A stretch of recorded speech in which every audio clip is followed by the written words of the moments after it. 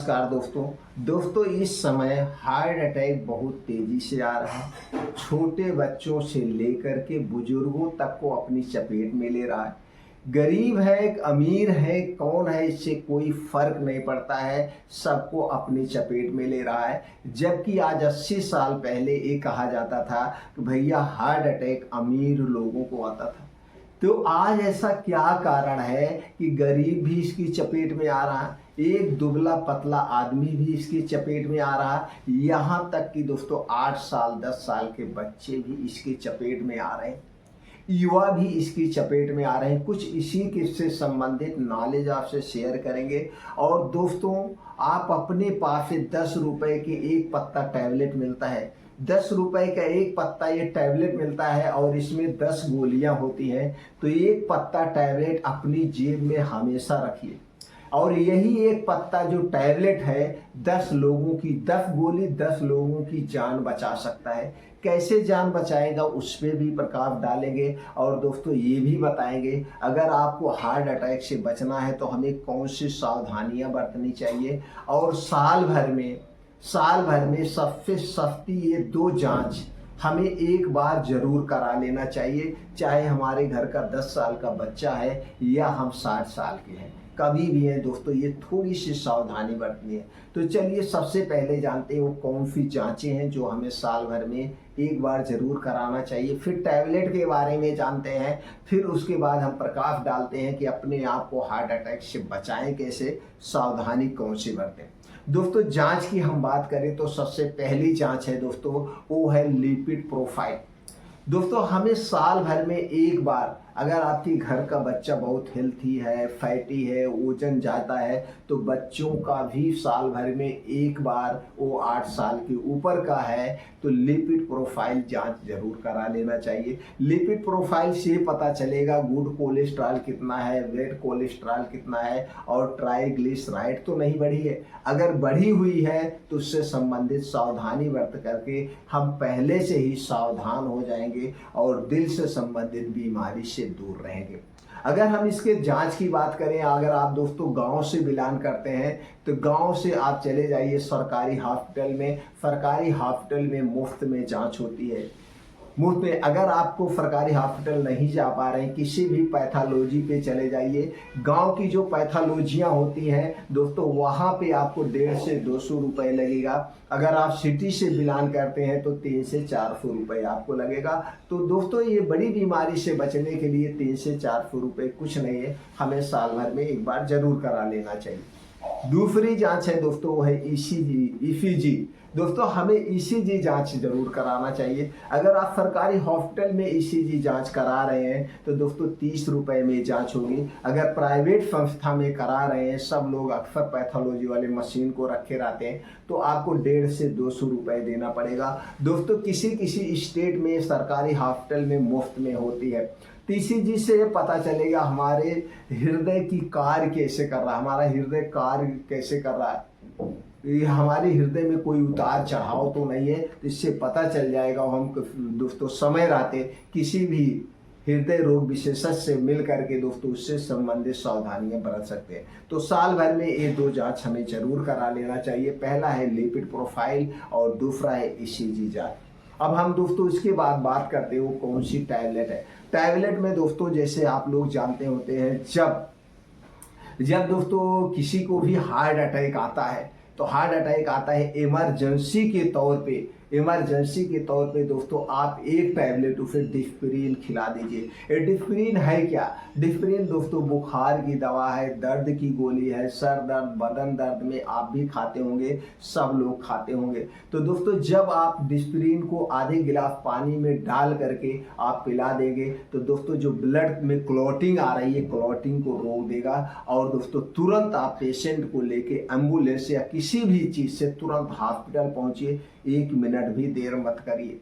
दोस्तों हमने कई बार ऐसे सिचुएशन आए हैं, अपने पास ये टैबलेट लगते हैं, जैसे सफ़र कर रहे हैं तो दे सकते हैं। तो दोस्तों 10 रुपए की 10 गोली मिलती है और यह गोली दोस्तों आपको मेडिकल स्टोर पे मिल जाएगी और इसकी एक्सपायरी 2 साल होती है। तो 2 साल तक ये खराब नहीं होगी दोस्तों। 10 रुपए की खातिर अपने जेब में डाले रहिए। इमरजेंसी में कहीं पे भी आप हैं इसे खिला सकते हैं। अब दोस्तों अगर हम इसके नुकसान की बात करें, साइड इफेक्ट की बात करें, बस इतने तक होगा उसका साइड इफेक्ट। कभी किसी को मतली आ जाएगी, उल्टी आ जाएगी, इससे ज़्यादा कुछ नहीं होगा। लेकिन उसे आप बचा तो लेंगे, हॉस्पिटल तक पहुंचा भी तो देंगे। और दोस्तों जब हार्ट अटैक आता देखते हैं आपको, इसको कई नाम से मिल सकते हैं। आपको डिस्प्रिन के नाम से मिल जाएगी, इकोस्पिरिन के नाम से मिल जाती है, कई नामों से आपको मिल जाती है। तो दोस्तों डिस्प्रिन की 1 पत्ता टैबलेट सब लोग अपने जेब में रखिए। घर से बाहर अपने घर पे जरूर 1 पत्ता पड़ा रहना चाहिए। पहले तो हमें सावधानी बरतना चाहिए, नहीं तो इमरजेंसी के तौर पे, क्योंकि हार्ट अटैक आने के एक कारण नहीं होते हैं, बहुत सारे कारण होते हैं। तो दोस्तों किसी भी कारण से हार्ट अटैक आ सकता है। तो दोस्तों लेकिन ये तब दवाएं पिलाना है, ये भी आप जान लीजिए। दवा घोल के तब पिलाना है जब पेशेंट दवा पीने की कंडीशन में हो। ये नहीं है पेशेंट बेहोश है, कार्डियक अरेस्ट यानी बेहोशी वाला है, तो बेहोशी की हालत में दोस्तों घोल के मुंह में नहीं डालना है। जब वो पीने के कंडीशन में उस समय देना है। अगर पेशेंट बेहोश है यानी कि जो अरेस्ट आया है, उस समय हमें CPR देना चाहिए। CPR तब तक देते रहना चाहिए, यानी कि उसके दिल पे हाथ रख के ऐसे ऐसे CPR हमें तब तक देते रहना चाहिए जब तक हम पेशेंट को हॉस्पिटल ना पहुंचा दें। और तुरंत एम्बुलेंस फोन करना चाहिए, पेशेंट को जल्द से जल्द हॉस्पिटल पहुंचाना चाहिए, कोई लापरवाही नहीं करनी चाहिए। तो दोस्तों यह टैबलेट और ये 2 जांचें हमें जरूर कराना चाहिए सावधानी के तौर पे। इसके बाद दोस्तों बचाव के लिए हमें क्या करना है? दोस्तों बचाव के लिए हमें डेली 2 काम आपको करना है। पहला काम करना है दोस्तों, रात का खाना एकदम हल्का खाइए, सुपाच्य खाइए। रात के खाने में तली भुनी चीजें नहीं होनी चाहिए, गरिष्ठ भोजन नहीं होना चाहिए। रात का खाना सिर्फ भूख मिटाने के लिए खाना चाहिए और यह खाना हो सके तो सूर्य डूबने के 1 घंटा पहले कर लीजिए, या तो फिर सूर्य डूबने के 1 घंटे बाद तक कर लेना है। इससे लेट खाना हमें नहीं खाना चाहिए। और दोस्तों अच्छी नींद के लिए 6 से 7 घंटे नींद के लिए हमें 10 बजे तक सोने चला जाना है, 10 बजे तक सो जाना है, और जिससे हम सुबह उठ सके। तो दूसरा काम हमें सुबह उठना है किसी भी कीमत पर। अगर ठंडी का दिन है तो दोस्तों किस उम्र में आप हैं, अपने उम्र के अनुसार से 5 से 6 बजे जरूर उठ जाइए। अगर गर्मी का दिन है तो 4 से 5 बजे जरूर उठ जाना है। उठने के बाद अगर आपको गैस कब्ज एसिडिटी की शिकायत है तो 1 से 2 गिलास गुनगुना पानी आप पी के डेली दिनचर्या से निवृत्त हो जाइए। इसके बाद जम करके दोस्तों 2 घंटे का समय आप अपने लिए निकालिए। इस 2 घंटे को कभी मिस मत करना, कभी मिस मत करना दोस्तों। मैं पिछले कई सालों से 2 घंटे कभी मिस नहीं करता हूँ, आप भी नहीं मिस करिए। 2 घंटे में करना क्या है? तो दोस्तों एक ऐसे स्थान का चुनाव करिए जहाँ पे मिट्टी हो, हरी घास हो, उसी पे नंगे पांव कम से कम 5 से 6 किलोमीटर का डेली तेज गति से मारने वॉक करिए। अब तेज गति का मतलब यही हो गया, वो जो 506 किलोमीटर है इसे आप 20 मिनट से 30 मिनट के अंदर कवर कर लीजिए। 30 मिनट। अब चाहे दौड़ के कवर करिए और चाहे खूब तेज चल के कवर करिए, इतनी तेज में इसे कवर करना है। अब 5 से 6 किलोमीटर से कभी कम नहीं मॉर्निंग वॉक करना, इतना आप डेली करिए। उसके बाद मॉर्निंग वॉक करने के बाद कम से कम 100 दंड बैठक मारिए, 100 दंड बैठक। शुरुआत 10-20 से करिए, धीरे धीरे 100 करिए, 150 करिए।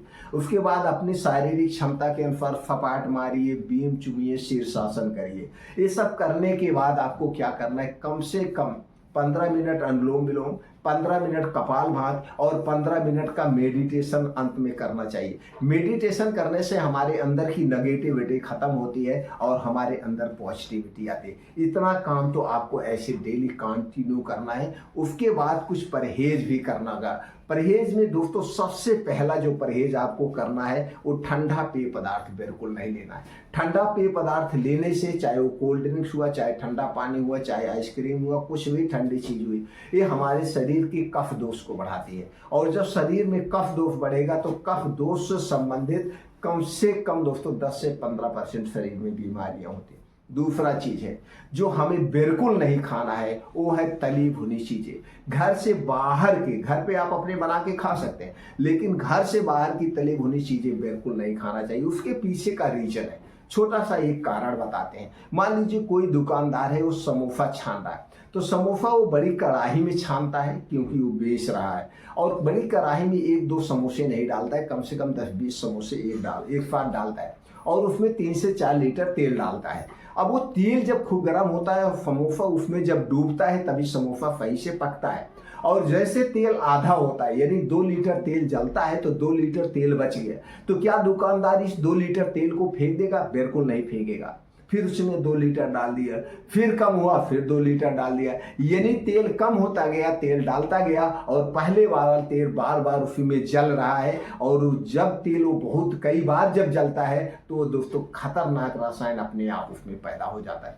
इसीलिए कभी भी हमें बाहर की तली भुनी चीजें नहीं खाना चाहिए। ये तो पहला रीजन हो गया। और वो जो तेल का प्रयोग करेगा दोस्तों, अगर वो बहुत बढ़िया दुकान है तो रिफाइंड तेल प्रयोग करेगा, वो भी हमारे लिए नुकसानदेह है। अगर वो नहीं है, ऐसे हल्की फुल्की दुकान है, तो दोस्तों पामोलिन का अक्सर लोग प्रयोग करते हैं, नहीं तो रिफाइंड और पामोलिन का मिक्स आता है, इसका तेल प्रयोग करते हैं, और ये सारे तेल हमारे स्वास्थ्य के लिए हानिकारक है। वे बेड कोलेस्ट्रॉल है। इसके अलावा जो समोसा बनता है दोस्तों, किससे बनता है? मैदे से बनता है। मैदा सबसे ज्यादा नुकसानदेह है, इसलिए घर से बाहर की बनी हुई कोई भी तली भुनी चीज नहीं लेना है। चीनी मैदा से बनी हुई कोई भी चीज हमें नहीं खाना चाहिए। अगर ये आप काम कर रहे हैं तो दोस्तों काफी हद तक हार्ट अटैक से दूर रहेंगे। अपने खाने में नमक का भी कम मात्रा में प्रयोग करिए। हरी साग सब्जियां भरपूर मात्रा में खाइए। ताजे मौसमी फलों का सेवन करिए, और दोस्तों पर्याप्त मात्रा में पानी पीजिए। चिंता डिप्रेशन से दूर रहिए। ये सारे कारण होते हैं, ये बचाव के उपाय हैं। ये करके आप अपने शरीर को स्वस्थ और निरोग रख सकते हैं। हार्ट अटैक जैसी गंभीर समस्या से भी दूर रह सकते हैं।